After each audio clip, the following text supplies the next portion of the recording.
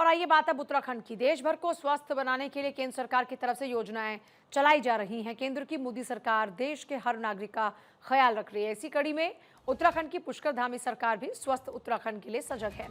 CM Dhami ने आज camp कार्यालय से डॉक्टर आपके द्वारा निःशुल्क सेवा मोबाइल मेडिकल यूनिट्स के वाहनों का फ्लैग ऑफ किया। सीएसआर पहल के अंतर्गत शुरू की गई ये पहल निश्चित रूप से प्रदेश के दूर दराज इलाकों में रहने वाले लोगों के लिए हितकारी होगी।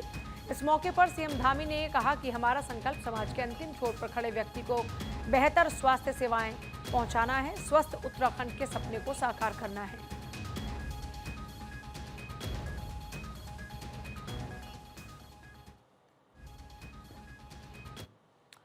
उत्तराखंड में आज सीएम पुष्कर धामी ने उत्तराखंड लोक सेवा आयोग के जरिए उच्च शिक्षा विभाग और चिकित्सा शिक्षा विभाग में हुई अलग अलग पदों पर चयनित अभ्यर्थियों को नियुक्ति पत्र बांटे। इस दौरान में सीएम धामी ने शिक्षा विभाग के अधिकारियों के साथ बैठक की। सीएम धामी ने कहा कि प्रधानमंत्री नरेंद्र मोदी के मार्गदर्शन में हमारी राज्य सरकार स्वास्थ्य के क्षेत्र को निरंतर आगे बढ़ाने के लिए काम कर रही है। इस मौके पर सीएम पुष्कर धामी ने क्या कुछ कहा, एक बार सुन लेते हैं।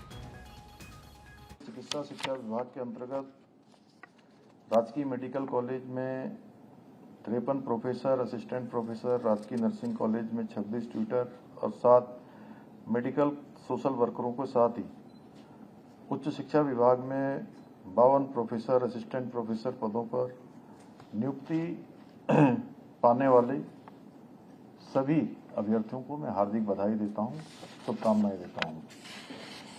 और आपके जीवन का ये महत्वपूर्ण दिन आपकी मेहनत से, आपके समर्पण से और लगन के साथ साथ आपके अभिभावकों की, माता पिता की, आपके गुरुजनों के अथाह परिश्रम के कारण आज ये जीवन में आपका ये दिन आया है। इसलिए मैं आपके साथ साथ आपके अभिभावकों को भी, आपके गुरुजनों को भी जिन्होंने आपका मार्गदर्शन किया है, उन सभी को भी बधाई देता हूँ। साथ ही आप सबके उज्जवल भविष्य की कामना करता हूं कि आप सभी आने वाले समय में जो आपको नया दायित्व मिल रहा है उसको पूरी ईमानदारी के साथ और पूरे समर्पण के साथ आगे बढ़ाएंगे, उस समर्पण को पूरा करेंगे, अपने दायित्व को आगे बढ़ाएंगे। और साथियों, अध्यापन करना ये सच में कोई सामान्य कार्य नहीं है, एक बहुत बड़ी जिम्मेदारी है जिसमें हम अनेक लोगों को एक पाथवे देते हैं, उनका मार्गदर्शन करते हैं, उनको भविष्य के रूप में तैयार करते हैं और एक भविष्य तैयार करते हैं। मैं ये कहूँ तो इसमें कोई अतिशयोक्ति नहीं होगी।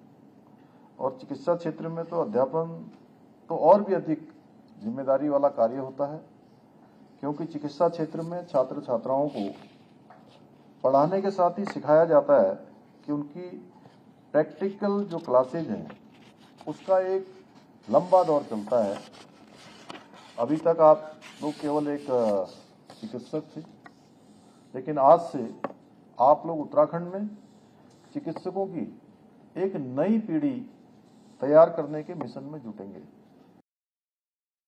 और खबर अब हरिद्वार से, जहां राजाजी टाइगर रिजर्व की मोतीचूर रेंज में जिम कॉर्बेट से ट्रांसलोकेट कर एक बाघ को लाया गया, जिसके बाद इस जंगल में रिलीज कर दिया गया। प्रदेश के वन मंत्री सुबोध उनियाल और वन विभाग के अफसरों की टीम ने बाघ को जंगल में छोड़ा है। इस मौके पर वन मंत्री सुबोध उनियाल ने कहा कि आज का दिन राजाजी टाइगर रिजर्व के लिए एक ऐतिहासिक दिन है। 2020 से बाघ के ट्रांसलोकेशन का कार्य शुरू हुआ था। राजाजी के इस क्षेत्र में ट्रांसलोकेट किए जाने के बाद इस क्षेत्र में पर्यटन भी बढ़ेगा, जिससे स्थानीय लोगों को भी रोजगार उपलब्ध होगा।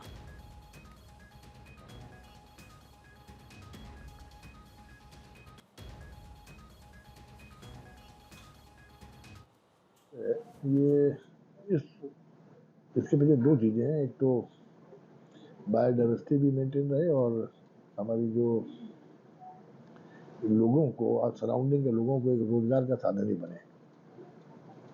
और दूसरा, जो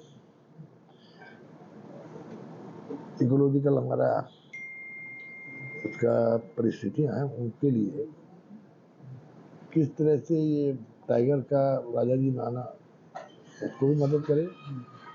उसके अलावा जो टाइगर शाकाहारी उनको खाता है जानवरों को, उसके बाद उनके माध्यम से किस तरह से सीड पूरी जगह जगह अपना जाए। तीसरा, लोगों को ये आर्थिकी का एक वो बने, क्योंकि आज वाइल्ड लाइफ लवर्स की लगातार संख्या बढ़ रही है, और जो उनके आने से राजा जी भी एक आकर्षण का केंद्र बने और ज़्यादा से ज़्यादा यात्री आए, तो निश्चित रूप से आसपास के लोगों की आर्थिकी मजबूत होगी। और चौथा, टाइगर जिस तरह से कॉर्बेट पार्क से यहाँ ट्रांसलोकेट किया गया है टाइगर को, इससे कहीं ना कहीं उस इलाके में भी वो एक जो लोड है वो भी कम होगा, और कहीं ना कहीं ह्यूमन वाइल्ड लाइफ कॉन्फ्लिक्ट पे भी इसका असर पड़ेगा।